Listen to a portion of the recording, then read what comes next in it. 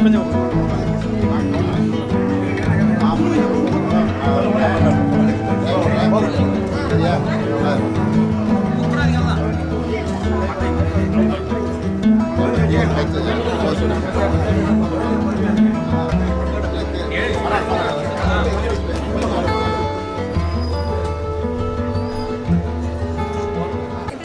என்ன யோசிச்சுக்கிறாங்க அவங்க?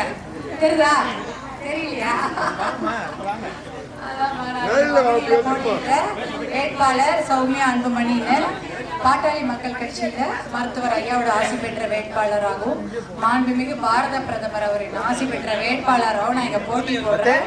இந்த பகுதியில தண்ணி பிரச்சனை தான் பெரிய பிரச்சனை. அடுத்தது வேலை வாய்ப்பு பிரச்சனை.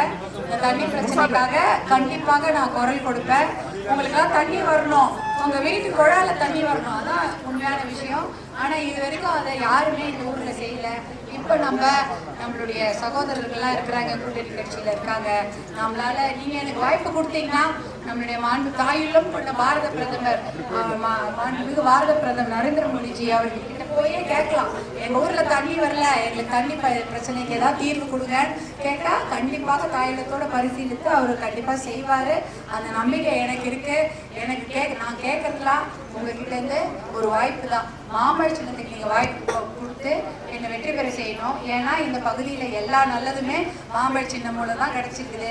தர்மபுரி அரசு மருத்துவக் கல்லூரி கொண்டு வந்த சின்ன மாம்பழம், 108 ஆம்புலன்ஸ் கொண்டு வந்த சின்ன மாம்பழம், ஒப்பனைகள் கூட்டு குடிநீர் திட்டம், அது எதை போது கொஞ்சம் தண்ணி வருது, அதையும் கொண்டு வந்த சின்ன மாம்பழம் தான் மருத்துவர் ஐயாவோட தொடர் போராட்டத்தால கிடைச்சது. மருத்துவர் அன்புமணி ராமதாஸால மொரப்பூர் கிடைச்சது. இப்ப நம்ம வலுவான ஒரு கூட்டணியில நம்ம எல்லாரும் இருக்கிறாங்க. எல்லாருமே சேர்ந்து நம்ம கண்டிப்பாக தர்மபுரி காவிரி உபரிநீர் திட்டத்தை கொண்டு வந்துட்டா தெரியுதுல்ல உங்களுக்கு, அது வந்தா தண்ணி வரும்ல.